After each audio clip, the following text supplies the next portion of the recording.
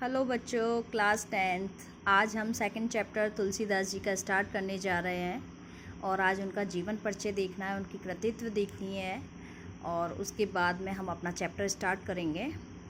और मैं समझती हूँ कि पहला चैप्टर ज़रूर समझ में आया होगा आपको। सूरदास जी के पद हैं जो आपको क्लियर मैंने पहले करा दिया है, और जिनको समझ में नहीं आया है वो एक बार ज़रूर देख लें अच्छे से और इजीली समझ में आ जाएगा। आई थिंक, मैं समझती हूँ आप समझ जाओगे। बहुत इजी लैंग्वेज में मैंने एक्सप्लेन किया है।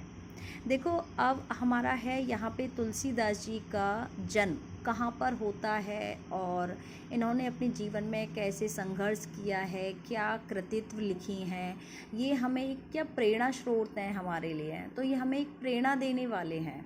ठीक है, तो जब हम कभी कोई जैसे कभी भी हम किसी कवि या लेखक के विषय में पढ़ रहे होते हैं तो हमें ये ज़रूर पता होना चाहिए कि उन्होंने कितना संघर्ष किया है, उनका जन्म कब हुआ है, उनकी मृत्यु कब हुई है, उन्होंने कौन कौन सी कृति लिखी हैं और कौन सा विषय उनको ज़्यादा आकर्षित करता था, कौन से विषय में अधिक कठिनाई हुई है।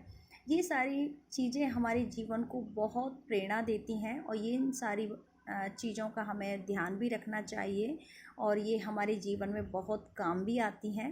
देखो, अब हम आगे बता रहे हैं तुलसीदास जी का जन्म उत्तर प्रदेश के बांदा जिले के राजापुर गांव में सन 1532 ईस्वी में हुआ था। कुछ विद्वान उनका जन्म स्थान सौरो अपने उत्तर प्रदेश में है, जिला एटा के अंतर्गत माना जाता है, तो जिला एटा में मानते हैं सौरो। तुलसी का बचपन बहुत संघर्षपूर्ण था। जब कभी कोई व्यक्ति बड़ा बनता है ना, ऐसे ही नहीं बन जाता, बहुत संघर्ष करना होता है।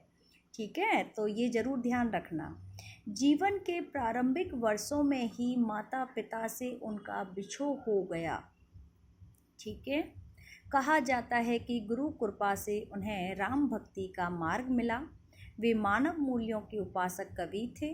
राम भक्ति परंपरा में तुलसी अतुल्य है। तुलसीदास जी का विशेष घर घर में नाम है, आप सभी जानते हो। ठीक है, रामचरितमानस कवि की अनन्य राम भक्ति और उनकी सृजनात्मक कौशल का मनोरम उदाहरण है।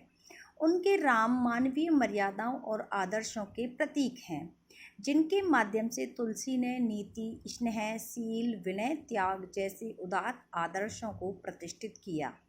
रामचरितमानस उत्तरी भारत की जनता के बीच बहुत लोकप्रिय है।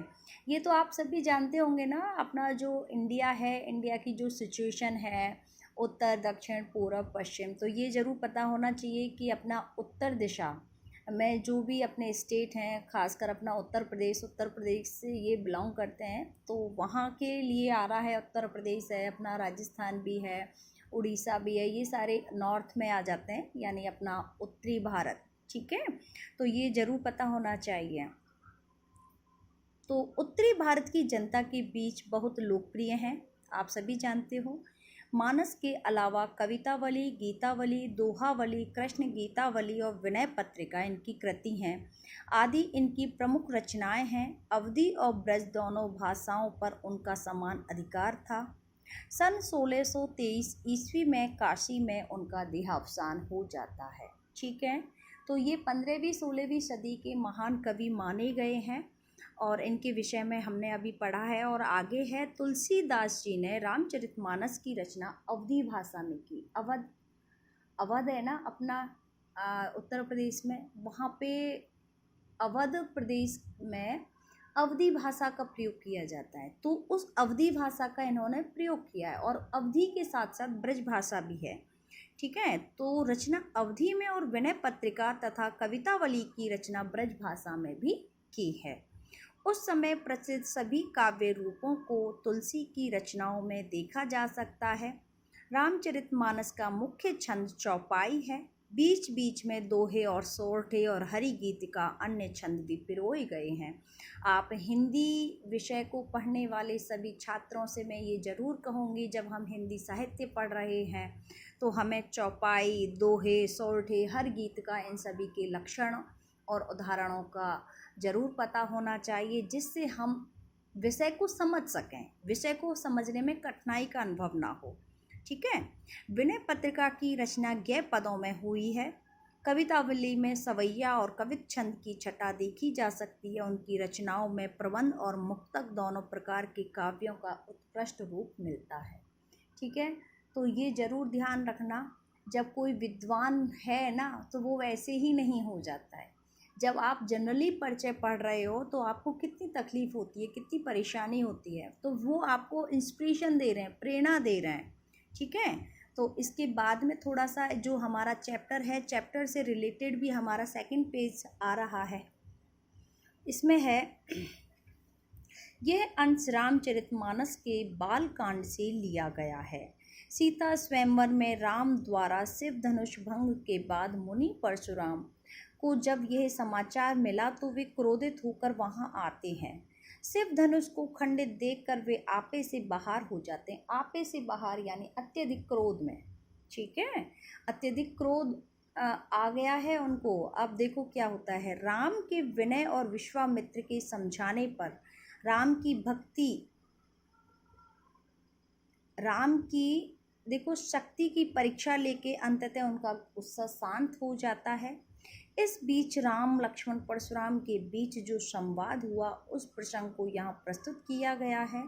परशुराम के क्रोध भरे वाक्यों का उत्तर लक्ष्मण ने व्यंग्य रूप में दिया है। देखो लक्ष्मण जी से बहुत नाराज़ होते हैं, वो व्यंग्य रूप में कटाक्ष करते हैं परशुराम जी से।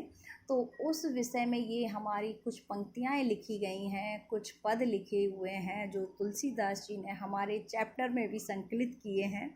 इस प्रसंग की विशेषता है कि लक्ष्मण की वीर रस से पगी व्यंग्य उक्तियाँ और व्यंजना शैली की कैसी हैं, सरस अभिव्यक्ति है। जो परशुराम जी भी क्रोधी स्वभाव के हैं, लक्ष्मण जी भी क्रोधी स्वभाव के हैं। तो अब देखो आपको पता होगा जब दो क्रोधी स्वभाव के आमने सामने होते हैं तो क्या होता है, एक दूसरे पे व्यंग्य करेंगे या कटाक्ष करेंगे। तो वही स्थिति इस चैप्टर में होगी और तुलसीदास जी ने बहुत अच्छे से इस विषय में हमको बताया है।